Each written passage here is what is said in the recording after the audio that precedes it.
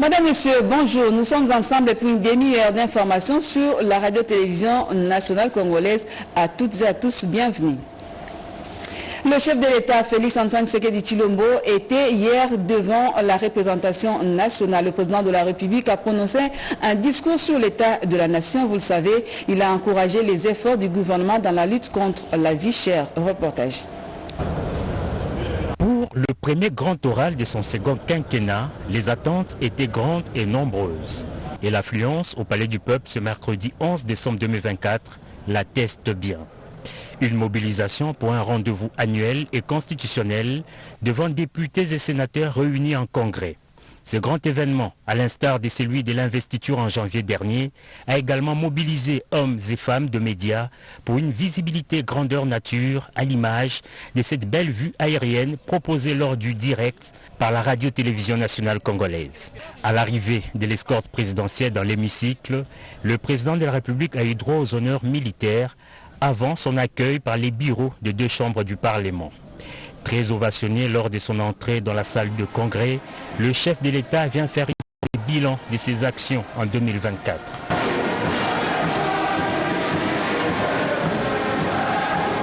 En 1h40, Félix-Antoine Tshisekedi Tshilombo a passé en revue les progrès réalisés et ceux restant en suspens.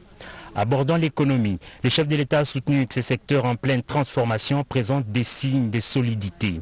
Le pays prévoit une croissance de 6%, un rythme nettement supérieur à la moyenne de 3,8% attendue en Afrique subsaharienne. La vie chère s'est invitée dans ses discours. Le président Tshisekedi tient à rassurer la population qu'il a instruit le gouvernement de prendre des mesures urgentes pour protéger et renforcer le pouvoir d'achat des ménages. Aux Quinois et Quinois particulièrement, il affirme partager la préoccupation des embouteillages quotidiens et a instruit le gouvernement de procéder à une évaluation approfondie des mesures existantes et de proposer des améliorations dans les jours à venir. Le garant du bon fonctionnement des institutions s'est félicité de nombreux progrès réalisés notamment dans les secteurs agricoles, de la santé, de l'éducation, des infrastructures et autres. Malgré ces progrès, a-t-il fait remarquer, la question sécuritaire demeure un défi majeur. Le commandant suprême des forces armées est convaincu que l'opérationnalisation du plan de programmation militaire rendra nos forces armées plus efficaces sur terrain. L'opérationnalisation du plan de programmation militaire lancé l'an dernier et poursuivi cette année rendra nos forces armées plus efficaces sur le terrain. J'ai la conviction que cette approche contribuera à rétablir définitivement la paix et à préserver l'intégrité territoriale de notre nation. S'agissant de l'état des sièges, le président fait savoir que des décisions importantes seront prises au regard des recommandations issues des dernières missions interministérielles effectuées par les membres du gouvernement dans les provinces du Nord Kivu et de l'Ituri. La diplomatie joue un rôle crucial face aux défis sécuritaires. Le chef de l'État fait remarquer que la RDC s'est affirmée sur la scène internationale en tant qu'acteur incontournable, résolu à défendre ses intérêts. Dans la suite de son discours et avant de le clore, les sujets qui tenaient en haleine l'opinion et l'assistance dans la salle a été évoqué. Le président de la République soutient qu'il est temps d'engager une réflexion nationale sur une réforme constitutionnelle en raison du temps nécessaire pour l'installation des institutions. Je dois rappeler que cette première année de mon nouveau mandat a été marquée par un démarrage retardé, notamment en raison du temps nécessaire mis pour la désignation de la première ministre et la mise en place des institutions conformément aux prescrits de notre Constitution. Cependant, cette situation nous invite à une réflexion commune. Il est peut-être temps d'engager une réflexion nationale sur une réforme constitutionnelle afin d'éliminer les failles qui ralentissent le fonctionnement de notre appareil étatique. Cette démarche consiste uniquement à lancer une initiative visant à inviter nos compatriotes à une réflexion sincère pour bâtir un cadre institutionnel plus adapté aux réalités et aux aspirations de notre peuple. Très applaudi sur la question, le chef de l'État a bel et bien effectué l'exercice. Un exercice qui, à en croire la présente constitution, ne donne lieu à aucun débat. Plusieurs personnalités qui ont suivi le discours du chef de l'État ont apprécié les efforts réalisés dans plusieurs domaines. On les écoute. Le chef de l'État a balayé toute la situation de notre pays dans des différents secteurs sans lire sur un bout de papier. Donc nous avons senti que nous avons en face de nous un chef de l'État qui, pendant sa première mandature, a compris la difficulté, où il est conscient de l'état actuel où se trouve notre pays. Alors, le point essentiel dans son discours, c'est d'abord la détermination qu'il a pour sécuriser notre pays. Parce que sans la sécurité, sans le sauvegarde de l'intégrité territoriale de notre pays, rien n'est fait. Non, en tout cas, le discours était parfait parce qu'il a peigné vraiment à peine fin toute la situation du pays. Donc c'était vraiment un bon discours qui a touché toutes les couches sociales de ce pays. Nous devons tous les Congolais se mettre d'accord pour que ce changement de la Constitution se fasse. C'est un discours axé sur de réalisation et de faits concrets de ce qui a été fait et de ce qui est en train d'être fait en réalité. Des mesures ont été prises et le chef l'a dit, ce n'est pas de l'ordre des promesses. En ce qui concerne le gangstérisme urbain, il y a eu cette opération Ndobo qui a été lancée. Le ministre de la Justice a mis en place aussi un mécanisme de réaction rapide avec ses audiences foraines. Le chef de l'État, Félix Antoine Tshisekedi Tshilombo, a répondu aux différentes questions d'actualité politique, sociale et sécuritaire qui préoccupent les Congolais. Ce qui a retenu notre attention est le volet social, notamment la construction des infrastructures routières dans la ville-province Kinshasa pour pouvoir lutter contre les embouteillages et autres trafics. C'est ici l'occasion de saluer la ferme volonté du chef de l'État qui tient à l'amélioration du trafic routier d'une part et un motif de satisfaction pour nous à travers ce discours. Pour moi, c'est un bon discours qui a donné la situation générale du pays, la gestion quotidienne et pourquoi pas parler encore une fois de l'insécurité qui surgit à l'est du pays. Mais de façon générale, j'ai aimé parce que en tant qu'agronome et environnementaliste, il a vraiment mis un peu d'accent sur le développement agricole, quelque chose qu'on n'a pas toujours mis en pratique. Mais cette fois-ci, je crois qu'avec ce que le président vient de dire, je crois que ça peut donner un plus. Parce que si on ne produit pas, on ne fera rien. Le chef de l'État nous a fait revivre les projets ambitieux entamés, réalisés et en cours d'exécution et les perspectives d'avenir. Il a presque ramassé tous les domaines de la vie, n'est-ce pas? Il a tout ramassé, surtout les routes qui embêtent la population congolaise, auxquelles nous avons même entamé une motion de défiance contre le ministre parce qu'on était préoccupé par la dégradation avancée de routes. Moi, je pense que nos préoccupations ont trouvé la réponse dans le discours du chef de l'État. Je suis venu particulièrement en quittant le sud du Kivu, la province dont j'ai l'honneur. J'aimerais vous dire que mon objectif était aussi d'attendre le chef de l'État se prononcer sur les changements ou la révision de la Constitution. Et je suis émerveillé. Je rentre dans ma province pour lancer cette campagne. Je commence d'abord par rendre grâce à Dieu et remercier le chef de l'État pour cette prestation. Et aujourd'hui, je pense qu'il vient boucler aux ennemis de la République qui veulent effectivement mettre des mécanismes d'obstruction pour la révision de la Constitution.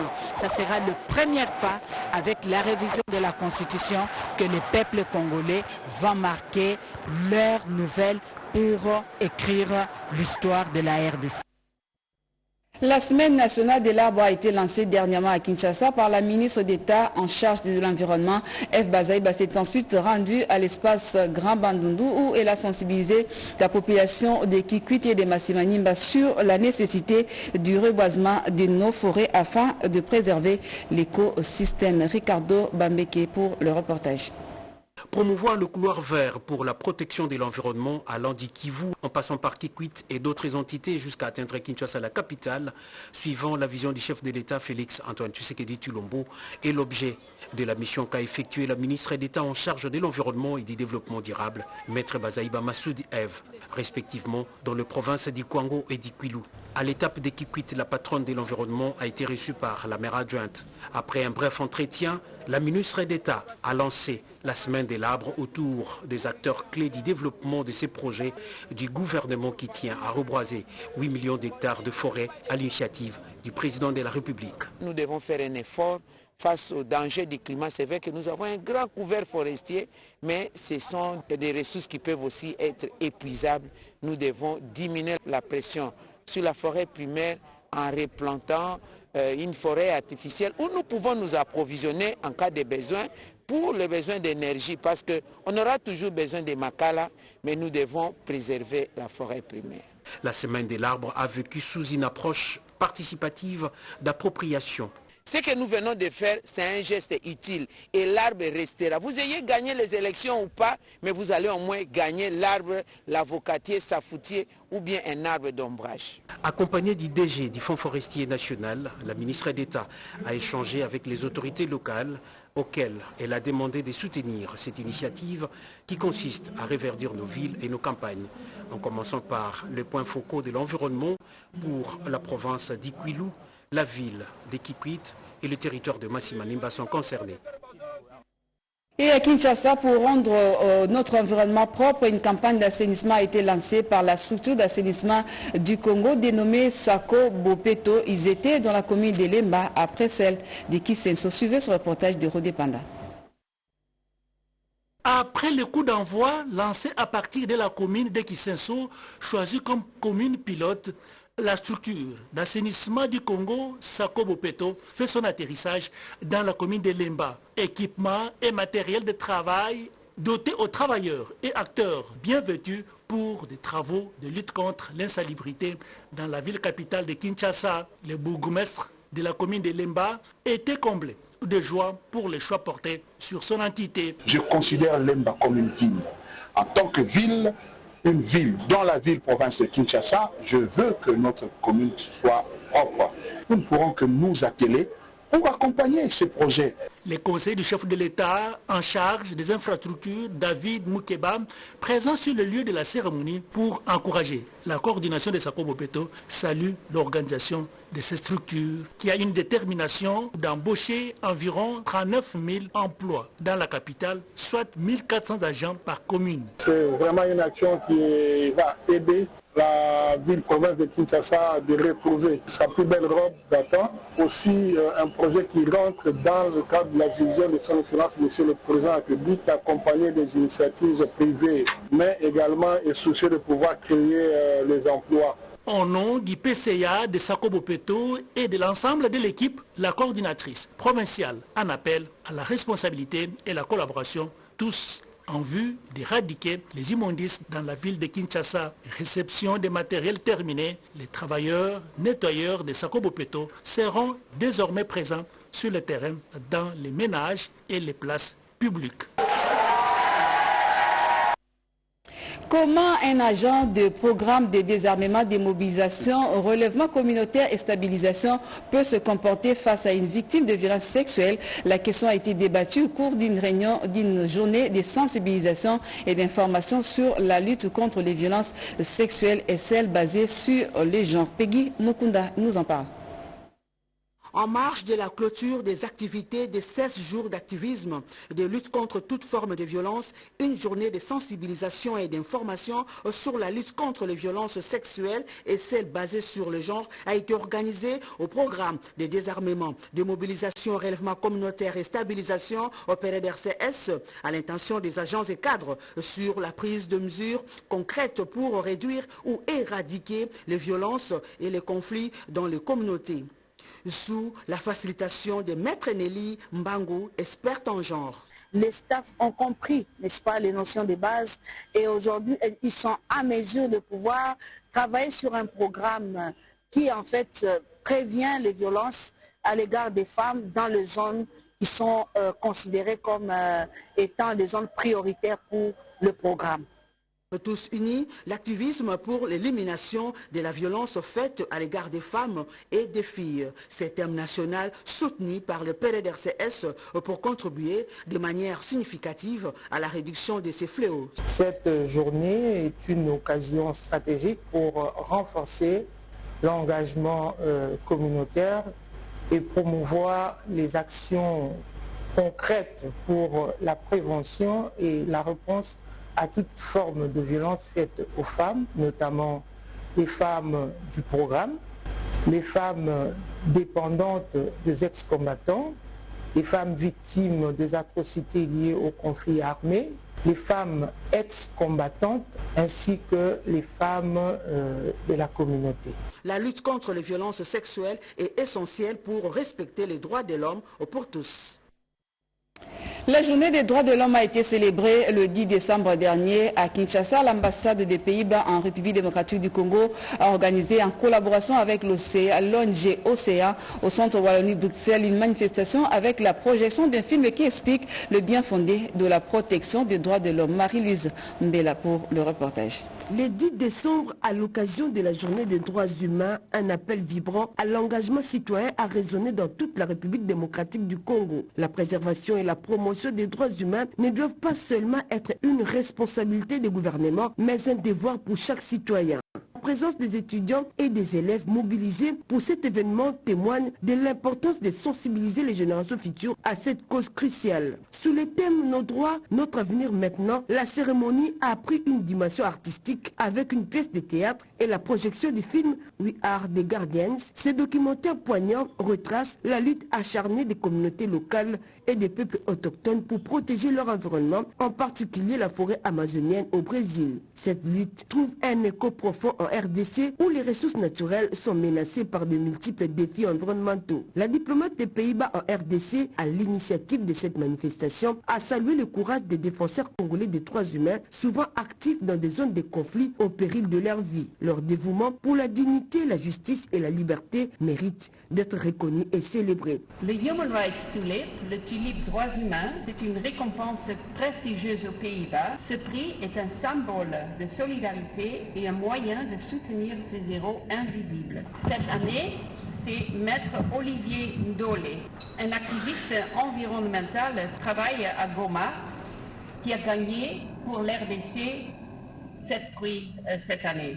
Le secrétaire général à l'environnement et aux droits humains a appelé à une prise de conscience collective, soulignant l'urgence de sensibiliser la jeunesse aux violations persistantes des droits humains. René Ngongo, coordonnateur de l'ONG Océan, a également souligné que malgré le défi à relever, des progrès notables ont été réalisés ces dernières années. Des avancées intrinsèquement liées à la protection de l'environnement ont été mises en avant lors de cet événement. En somme, cette journée a été un appel de la nécessité d'unir les efforts pour garantir un avenir où les droits humains sont respectés et protégés tant pour les générations présentes que futures. Chaque voix compte dans cette lutte essentielle. Bonne nouvelle pour la population du Nord Kivu, une usine de production d'oxygène médical est déjà implantée dans l'enclos de l'hôpital provincial de Goma par l'OMS. Regardez. L'hôpital provincial de référence du Nord Kivu est doté déjà d'une unité de production d'oxygène dont de l'Organisation mondiale de la santé OMS en sigle. La remise officielle est intervenue ce mercredi 11 décembre 2024. Il s'agit d'une unité dont la capacité de production est de 80 bouteilles après 8 heures de temps. C'est le représentant adjoint de l'OMS en RDC, le professeur Jean-Baptiste Nikiema, qui a remis officiellement la clé du bâtiment abritant cette unité à l'autorité provinciale, représentée par la conseillère principale du gouverneur en charge également de la santé, maître Priska Luanda Kamala. Cette dernière-là a son tour confié au chef de division provinciale intérimaire de la santé, qui l'a remis au médecin directeur de l'hôpital provincial de référence du Nord Kivu. Occasion pour le représentant adjoint de l'OMS en RDC de démontrer l'importance de cette unité de production d'oxygène. Il y a des situations où c'est critique, où l'oxygène fait la différence, permet de sauver les vies. Le générateur d'oxygène, quelqu'un le disait tout à l'heure, va servir à la réponse contre les épidémies, de faire de l'excellent travail. Pour Dr Matata, médecin directeur de l'hôpital provincial de référence du Nord Kivu, cette acquisition constitue un offre de soulagement pour la population. Ce médicament, parce que l'oxygène c'est un médicament, nous allons desservir ce médicament au niveau de nos hôpitaux généraux de référence de nos zones de santé du Nord Kivu. Même son de cloche pour la représentante de l'autorité provinciale qui a supervisé cette remise, Mme Priska Luanda Kamala estime que cette unité de production d'oxygène va desservir d'autres populations à part celle de la ville de Goma. Elle recommande sa bonne utilisation. Et cette unité de production de l'oxygène va aider toute la population du Nord Kivu, pourquoi pas même les provinces voisines. Nous sommes capables aussi de servir d'autres provinces à travers cet acte que vous venez de poser en faveur de la population du Nord Kivu. Il faut noter que cette unité nécessite une maintenance sans faille et va desservir en oxygène même d'autres provinces voisines.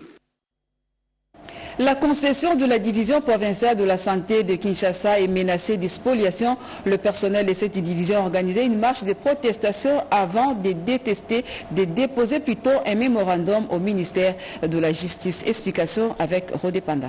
Spoliation de la direction provinciale de la santé de Kinshasa, les personnels et tous les agents ont pris d'assaut les rues de la Gombe pour exprimer leur ras-le-bol face aux auteurs de cette spoliation. Les personnels et prestataires de la santé, infirmiers, médecins, corps administratifs et médecins chefs des 35 zones de santé de Kinshasa, avec à leur tête les chefs de division provinciale de la santé, les docteurs Paul Ntangou, ont voulu, à travers cette manifestation de colère et de protestation, attirer l'attention des autorités sur cette aventure, tout en exigeant la suspension de l'arrêté autorisant les travaux sur ces patrimoines de l'État congolais. Protester contre la vente de cet immeuble, de ce bâtiment, de cette parcelle. Mais nous avons appris que ça a été vendu. Nous ne savons pas qui l'a vendu, c'est ce que nous protestons. Nous demandons au procureur qui a levé cette mesure lui-même de suspendre ces travaux ici. Notre bâtiment ne sera jamais vendu. Jamais, je vous dis. Nous disons que l'ennemi du Congolais, c'est le Congolais lui-même. Comment pouvez-vous vendre la parcelle de l'État aux Pakistanais? Où en sommes-nous? Quand le chef de l'État dit que notre justice était malade, mais il avait raison. C'est lui qui a signé le contrat, c'est Chris Mabilou. Nous demandons à notre frère Chris Mbadou, mon frère, vous devez suspendre, arrêter tous ces travaux ici, annuler cet arrêté qui a été pris par votre prédécesseur. Si les autorités n'agissent pas tôt, les agents de la santé menacent de sécher les services dans les hôpitaux, à lâcher les syndicalistes dans la foulée. Après la division provinciale de la santé de Kinshasa, les manifestants sont rendus au secrétariat général et à l'inspection générale en passant par le ministère de la Santé jusqu'au ministère de la Justice où un mémorandum a été déposé en attendant la suite du ministre qui est déjà au courant de la situation. Rendons-nous au sud du Kivu où la population de Kabaré est frappée par la malnutrition sévère. Cette population est donc appelée à produire et à consommer les aliments biofortifiés. Elle a été sensibilisée dans le cadre du programme multisectoriel de nutrition et de santé. Reportage. En mission de suivi des activités menées par ses partenaires à l'est de la RDC, une délégation de la coordination nationale du service national des vulgarisations agricoles, SNVA, séjourne à Kavumu, en territoire de Kabaré au sud Kivu. À sa tête, le chef de bureau au SNVA, l'ingénieur Albert Nyemboué, a effectué plusieurs visites et rencontres avec des petits producteurs de cultures biofortifiées, encadrés par Harvest Plus, dans le cadre du programme multisectoriel des nutrition et de santé, PM HNS, un projet du gouvernement congolais. Pour évaluer ce projet, la délégation a organisé le mardi 10 décembre une journée de dégustation des aliments biofortifiés composés de haricots, maïs et manioc jaune biofortifié, patates douces à chair orangée biofortifiée, riches en vitamines A, fer et zinc. Cette séance vise à sensibiliser les membres de la communauté de produire et consommer plus les aliments biofortifiés, surtout les enfants de 0 à 3 ans et les femmes enceintes et allaitantes pour éviter des problèmes de santé en termes d'anémie. Alors il était question aujourd'hui que la communauté puisse faire la dégustation, donc que la communauté puisse goûter à ces produits et donner ses impressions par rapport aux qualités organoleptiques de ces produits. La coordonnatrice provinciale SNVA Sud Kivu, Madame Roswan Jotusala, a profité du micro de la RTNC pour sensibiliser la population à consommer les aliments biofortifiés pour son bien. Comme vous le savez, lors de l'accouchement, les femmes perdent beaucoup de sang, mais si elles sont en train de consommer le haricot biofortifié, c'est déjà une mesure préventive pour elles. La dégustation a eu lieu à Tchiredja au sein de l'enclos du bureau de groupement de Bougobé à Kavumu dans les territoires de Kabaré où les agriculteurs ont exprimé leur satisfaction. Changement de la Constitution, le sujet est d'actualité. Lisanga Bonganga, acteur politique et tshisekédiste, soutient le changement de la Constitution. Il est au micro de Joséphine Liondo. C'est une position clairement exprimée. Le rassemblement des alliés de Félix Antoine Tshisekedi s'est dit favorable au changement de la Constitution. Le coordonnateur de cette plateforme, Jean-Pierre Lisanga Bonganga, l'a dit en ces termes. Le rassemblement des alliés de Félix Antoine Tshisekedi Tshilombo, RAFAT en sigle, fait la déclaration qui suit. La Constitution prévoit sa propre révision. La Constitution prévoit de la respecter et de la faire respecter. La Constitution ne prévoit pas son changement. La Constitution n'interdit pas son changement. Ce qui n'est pas interdit, la Constitution est permis. Donc, on peut changer la Constitution. En tout état de cause, tout au long de son combat politique, singulièrement lors de la tenue de la conférence nationale souveraine, le docteur Étienne Tshisekedi Wamulumba, d'heureuse mémoire, père de la démocratie congolaise, a toujours prôné les changements de tout ce qui n'est pas bon pour le pays. Salus populi suprema lex. La position d'Irafat vient de donner un coup de pouce à cette démarche initiée par le président de la République, Félix Antoine Tshisekedi Tshilombo. Les jeunes de la commune d'Ndjili ont pris part à une matinée politique. Ils ont été sensibilisés sur le bien fondé également du changement de la Constitution. Iverson Kababa a signé ce reportage. Dans son discours sur l'état de la nation, prononcé devant les deux chambres du Parlement réunis en congrès ce mercredi 11 décembre, le chef de l'État a passé en revue toute la situation qui prévaut en RDC, allant de l'économie à la politique, en passant par le social, la santé, le sport et la sécurité. C'est la raison d'être de cette matinée politique qui a réuni les jeunes Kinois pour soutenir la vision du chef de l'État, Félix Antoine Tshisekedi, notamment sur les changements ou la révision constitutionnelle en vue de préserver l'intérêt général de la nation. Ils se sont exprimés devant Francis Chibalabala. La constitution actuelle ne répond pas du tout aux attentes de la population, moins encore à nos réalités sociales. Que personne ne vous trompe, le chef de l'État veut matérialiser sa vision d'un Congo fort et prospère. Cette matinée politique a permis aux participants, plus particulièrement les jeunes, d'avoir des connaissances sur les écueils que porte cette constitution. Ils ont pris l'engagement de s'aligner sur les idées du chef de l'État en rapport avec la révision de la Constitution.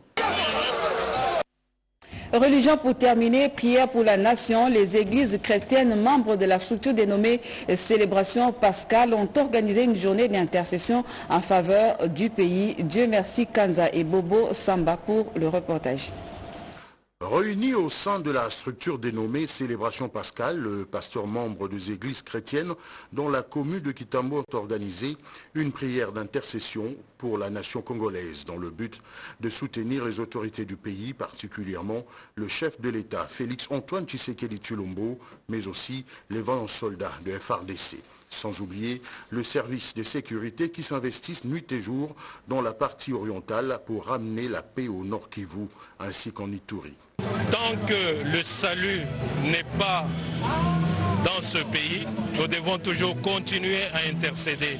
Et cette charge, c'est nous le peuple de Dieu. Parce que Dieu a dit, si mon peuple sur qui est invoqué mon nom s'humilie, prie, cherche ma face, se détourne de ses mauvaises voies, je l'exaucerai, je guérirai son pays. C'est pour cela que nous devons toujours continuer à intercéder à l'unisson de manière à ce que le salut de ce pays soit visible comme l'aurore.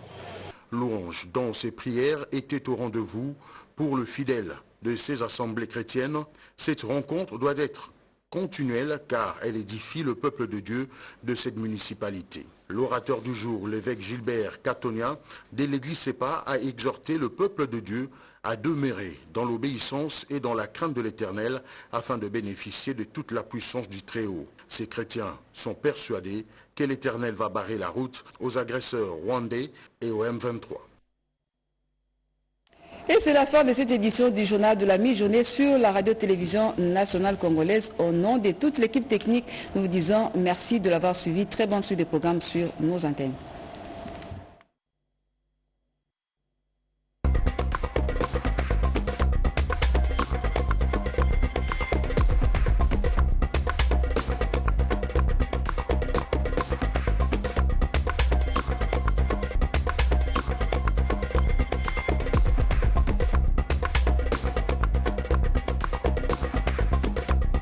Jours d'activisme pour un monde sans violence. Éliminer la violence à l'égard des femmes, par moi, par toi, par nous, par vous, par tout un chacun de nous, où que nous soyons.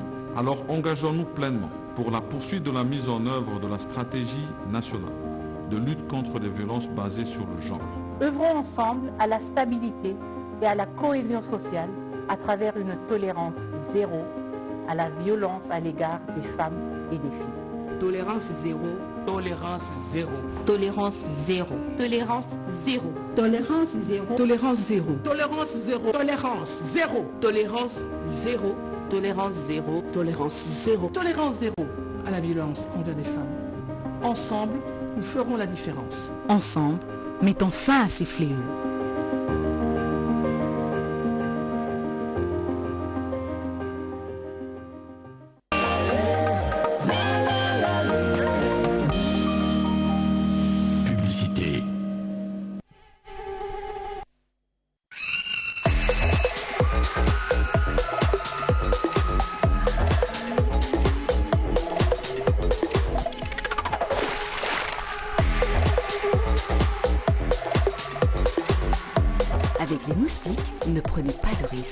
Au concentré actif de citronnelle, Day by Day Protect vous protège efficacement contre les moustiques. Day by Day Protect, protégez ceux que vous aimez.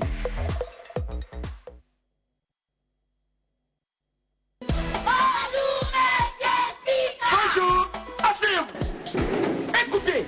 Petit Olobaga Tokyo Yebi. 13 multiplié par nombre inégal kaka 1. Qui peut répondre à cette question? Moi, mais c'est Pindi. 13 multiplié par 0,100 égale 1,3. Et ça dit, tout nombre inférieur à 7 après 1,2. Donc c'est 1. Bravo. Pindi.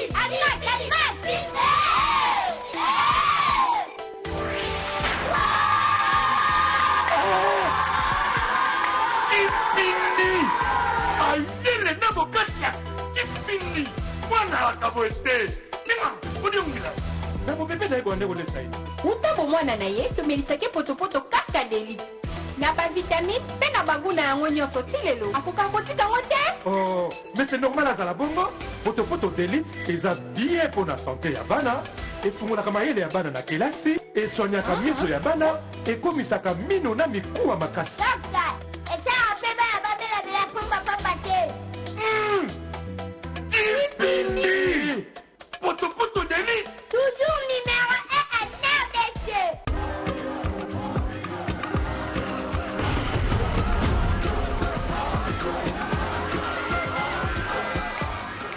Davido, vous avez reçu de nombreuses récompenses et nominations.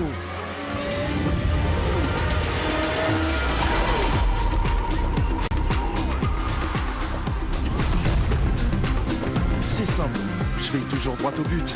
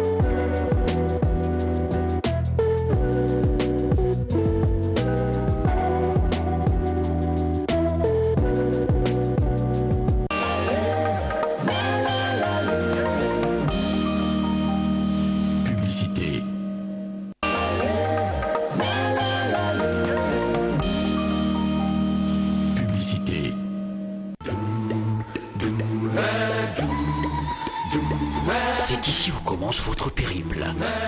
Alors on ne présente pas seulement le confort, on l'offre de la plus belle des manières. C'est ici le meilleur lieu de repos et de séjour dans nos chambres spacieuses, avec une wifi. Les dernières trouvailles culinaires sont magnifiées par des professionnels de toujours. En tant que mère, je suis toujours prête à garder ma famille en sécurité et en bonne santé. Maman, nous avons gagné le match. Hey, je suis fière de toi, mon fils. Merci, maman. Il est temps de combattre les microbes.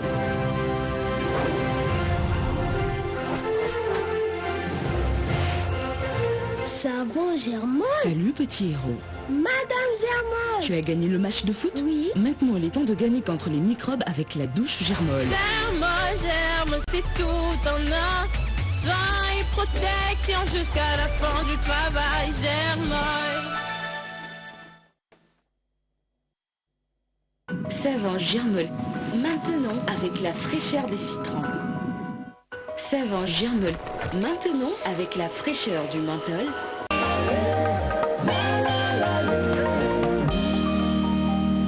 Publicité.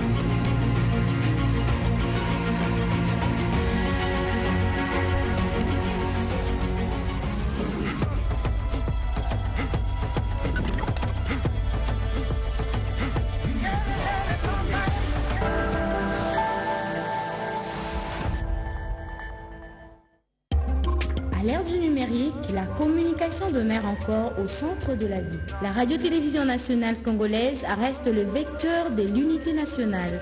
Les informations sur l'actualité de la République démocratique du Congo, d'Afrique et du monde.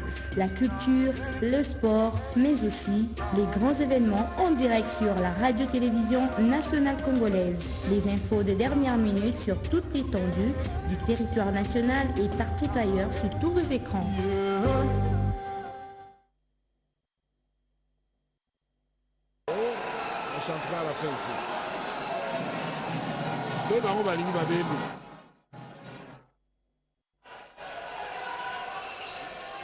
Attendu la partie importante de cette cérémonie. Le président va prendre la parole pour s'adresser à la nation devant les deux chambres du Parlement réunies en congrès. On écoute le garant de la nation.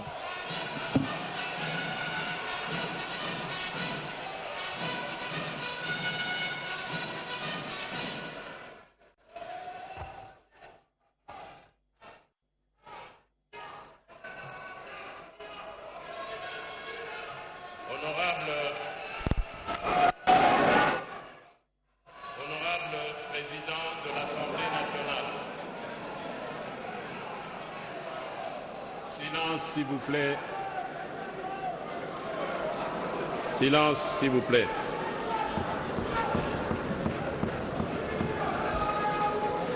Honorable Président de l'Assemblée nationale, Honorable Président du Sénat, Honorables députés nationaux et sénateurs, distingués invités, Mesdames et Messieurs, mes très chers compatriotes, le 20 janvier 2024, lors de ma prestation de serment pour ce second mandat à la tête de la République démocratique du Congo, j'ai pris devant notre peuple 6 engagements majeurs. Ces engagements se sont traduits en programmes ambitieux, en actions concrètes et en résultats déjà perceptibles. C'est donc en toute solennité et responsabilité que je m'adresse à vous aujourd'hui, afin de dresser le bilan de l'année 2024. Une année où, malgré d'importants défis, nous avons réalisé des progrès notables, accompli des avancées concrètes et démontré une détermination inébranlable à bâtir une République démocratique du Congo plus forte, plus prospère et plus équitable pour tous. Le programme d'action du gouvernement 2024-2028, adopté par cette auguste Assemblée en juin dernier, demeure notre feuille de route. Malgré les secousses de l'économie mondiale et les tensions géopolitiques, notre pays fait preuve d'une résilience exemplaire et s'adapte avec succès aux enjeux contemporains. Notre économie en pleine transformation présente des signes de solidité encourageants. Nous prévoyons cette année une croissance de 6%, un rythme nettement supérieur à la moyenne de 3,8% attendue en Afrique subsaharienne. Ce résultat, en dépit d'un léger ralentissement, témoigne de notre résilience face aux défis globaux et locaux et offre l'opportunité de consolider les bases d'une économie plus diversifiée, durable et tournée vers l'avenir. En parallèle, un accord préliminaire avec le Fonds monétaire international d'un montant d'environ 3 milliards de dollars fortifie notre position face aux enjeux économiques actuels. Je reconnais cependant que l'inflation constitue une préoccupation réelle pour nos concitoyens. Elle a dépassé au premier semestre le seuil annuel prévu de 11,3% en raison notamment de la hausse des tarifs de transport, hausse elle-même liée au rationnement des produits pétroliers ainsi que de l'augmentation du prix des denrées alimentaires et des boissons non alcoolisées. Le franc congolais a également subi une dépréciation de 4,2% par rapport au dollar américain depuis la fin décembre 2023, renchérissant les coûts des biens importés et accentuant ainsi la pression inflationniste. Néanmoins, grâce à une gestion rigoureuse de nos finances publiques et à une étroite coordination entre le gouvernement et la Banque centrale du Congo, nous avons stabilisé le taux de change. Au 27 novembre 2024, nos réserves internationales atteignaient 6,117,050,000 dollars américains, couvrant 14 semaines d'importation, renforçant ainsi notre capacité à faire face aux incertitudes économiques. Pour répondre aux besoins urgents de la population et soutenir notre croissance économique, nous avons stabilisé le cadre macroéconomique, amélioré l'environnement des affaires et mobilisé des financements à des conditions plus favorables. Ces avancées ont élargi nos marges de trésorerie et permis au Trésor public de financer des projets structurants. Elles ont également relancé, dans le cadre d'un plan d'action accéléré, le financement de projets d'investissement essentiels, notamment le programme local des 145 territoires, le PDL 145T, des infrastructures et voiries de province, ainsi que le développement urbain de Kinshasa. De plus, l'avenant au contrat minier signé avec le groupement d'entreprises chinoises à débloquer des fonds pour entreprendre d'urgence les travaux de voirie de la ville-province de Kinshasa, dont la construction des rocades, la route Mboudi, aéroport de Ndjili, via Kimwenza et Ndjili Brasserie, ainsi que plusieurs routes d'intérêt national.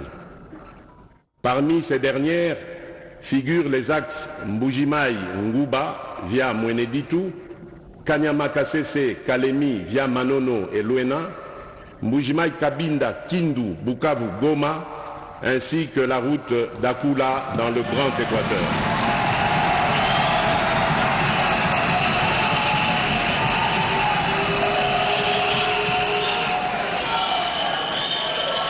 Cet avenant qui augure la deuxième phase du programme Minerais contre infrastructure permettra de doter notre pays des infrastructures routières de près de 7000 km reliant le nord et le sud, ainsi que l'est et l'ouest du pays, en passant par la grande région du centre. L'implémentation de ce programme dans les années à venir va contribuer à la promotion du marché intérieur, à la création d'emplois, à l'accélération du programme de développement à la base des 145 territoires, bref, à la diversification de notre économie nationale et au renforcement de sa résilience. Mes très chers compatriotes, il est vrai que la question de la vie chère s'invite aujourd'hui sur la table des décideurs que nous sommes. Je tiens cependant à rassurer la population.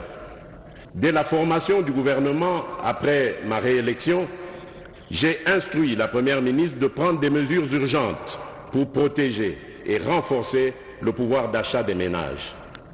C'est dans cet élan que plusieurs mesures ont été prises, notamment la baisse des prix à la pompe, la stabilisation des prix des tarifs pétroliers et l'apurement des dettes des sociétés pétrolières. Concrètement, le jeudi 3 octobre 2024, dans la zone ouest, le litre d'essence est passé de 3 340 à 2 990,49 francs congolais.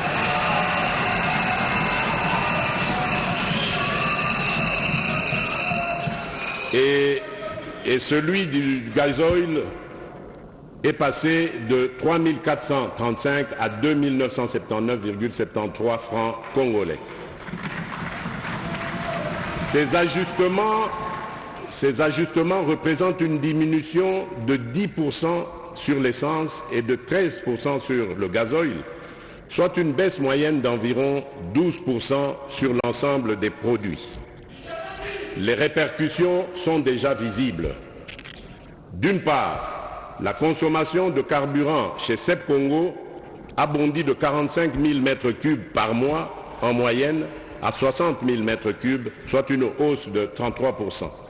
D'autre part, transporteurs locaux, motocyclistes et chauffeurs de taxi réalisent désormais des économies substantielles sur leurs achats de carburant, tandis que les entreprises bénéficient d'une réduction de leurs dépenses en indemnités kilométriques, libérant ainsi des ressources pour d'autres projets. À la suite de cette baisse des produits pétroliers et dans cet élan visant à protéger et renforcer le pouvoir d'achat de notre population, le gouvernement a engagé des discussions avec les importateurs. Grâce à ces efforts conjugués, nous enregistrons aujourd'hui une baisse de 5 à 11% sur ces produits de base. Ce résultat témoigne de notre volonté inébranlable d'améliorer les conditions de vie de chaque Congolaise et de chaque Congolais.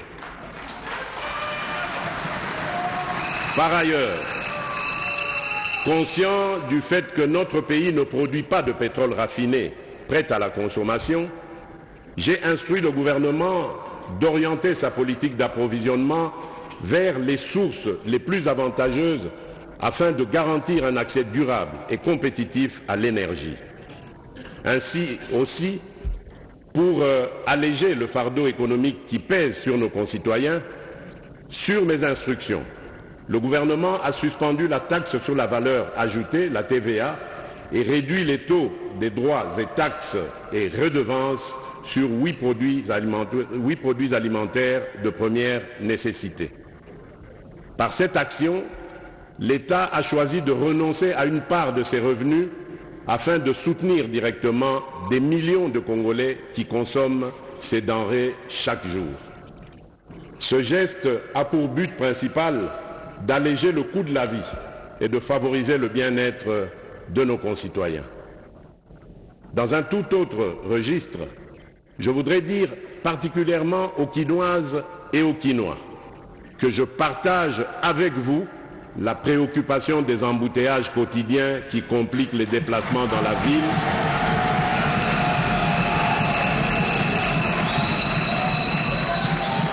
La préoccupation des embouteillages quotidiens qui compliquent les déplacements dans la ville et augmentent le coût de la vie pour nos concitoyens.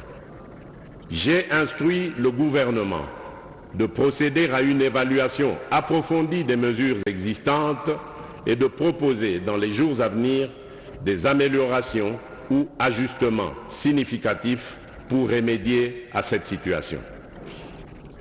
Honorable Président de l'Assemblée nationale, honorable Président du Sénat, honorables députés nationaux et sénateurs, distingués invités, Mesdames et Messieurs, mes très chers compatriotes, la République démocratique du Congo s'est dotée du plan national stratégique de développement, le PNSD 2024-2028, un cadre ambitieux pour concrétiser la vision de développement du pays à l'horizon 2050.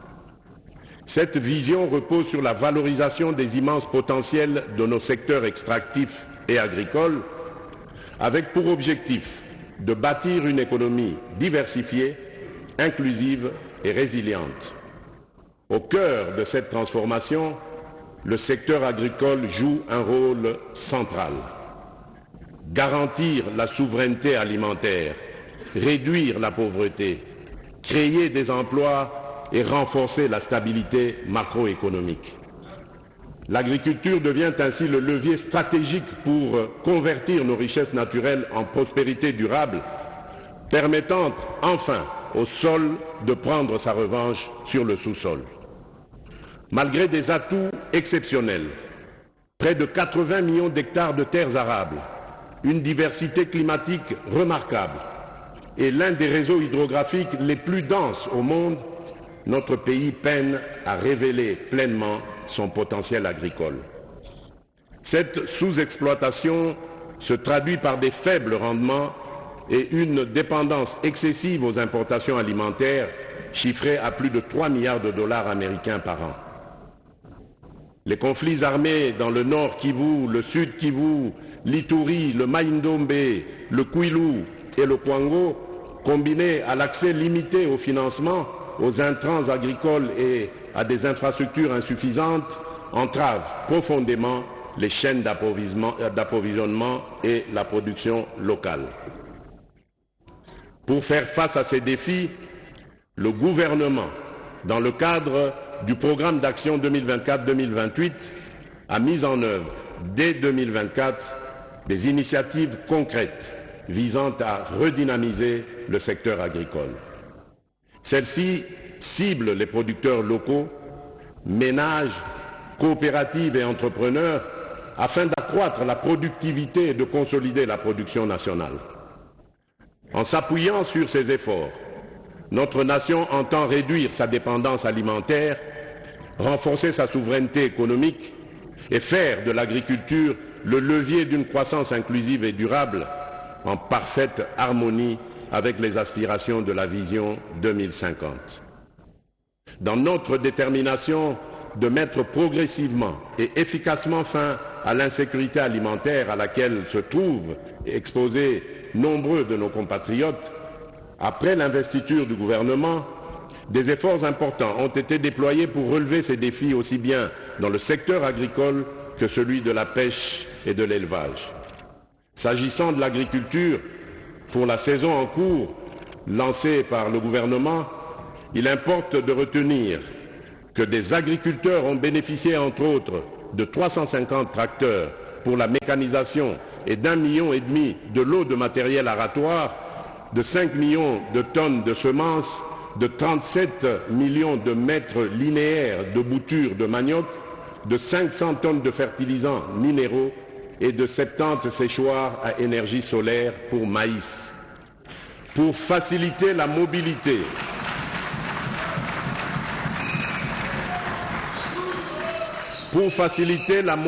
des techniciens et moniteurs agricoles, des motos et des vélos ont été remis afin d'assurer un meilleur encadrement des agriculteurs.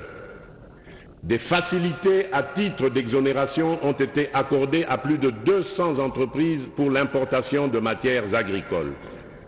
Dans ce même élan de soutenir davantage le développement du secteur agricole, il y a lieu de noter que pour la première fois, à travers la loi de finances 2025 que je vais promulguer dans quelques jours, les crédits alloués à l'agriculture sont accrus et maintenus au-dessus de 11% du budget national, bien au-delà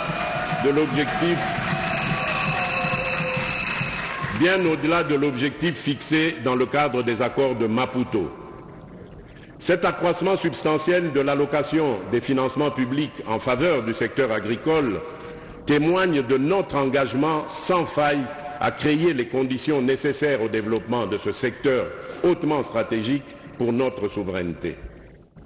En octobre 2024, dans le cadre de notre coopération avec la Banque africaine de développement, nous avons lancé, par l'entremise du Fonds social de la République démocratique du Congo, le FSRDC, le programme de transformation de l'agriculture, le PTA-RDC, bénéficiant d'un financement de 6,6 milliards de dollars américains sur 10 ans.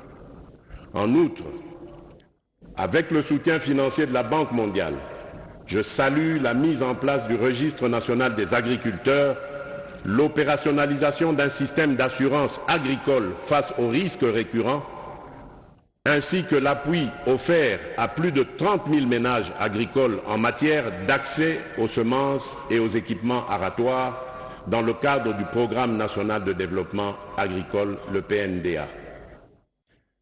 Honorable Président de l'Assemblée nationale, honorable Président du Sénat, honorables députés nationaux et sénateurs, distingués invités, mesdames et messieurs, mes très chers compatriotes, ces interventions mises en œuvre grâce aux ressources externes fournies par ces deux partenaires multilatéraux ainsi que d'autres acteurs, notamment les agences du système des Nations Unies et des partenaires bilatéraux, revêtent une importance cruciale. Elles répondent à la situation particulière de notre pays, en particulier dans les zones gravement affectées par les ravages des guerres et des conflits, ainsi que dans les provinces sévèrement touchées par l'insécurité alimentaire. Dans cette dynamique de redressement et de développement agricole, des initiatives concrètes et prometteuses sont en cours.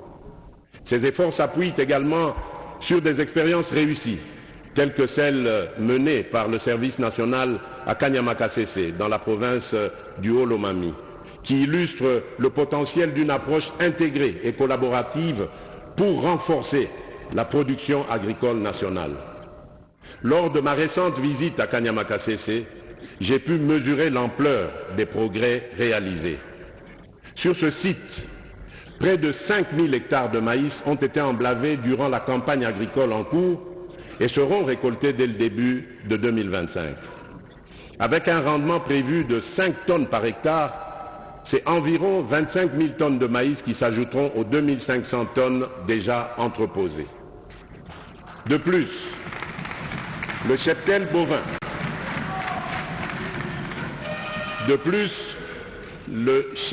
bovin du service national à Kanyamakasese, parti de 1000 bêtes, en compte aujourd'hui 5000, témoignant ainsi de l'essor remarquable de ce programme.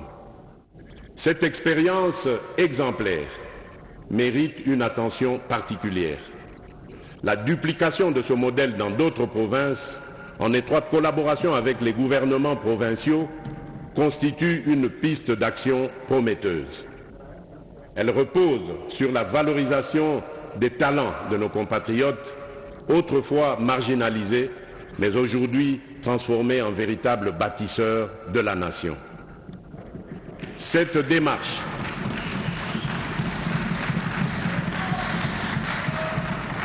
Cette démarche, adaptée aux spécificités de chaque région, appelle à une mise en œuvre urgente pour maximiser son impact et répondre efficacement aux défis de notre agriculture. Dans cette même perspective, le gouvernement, avec le concours de mon cabinet,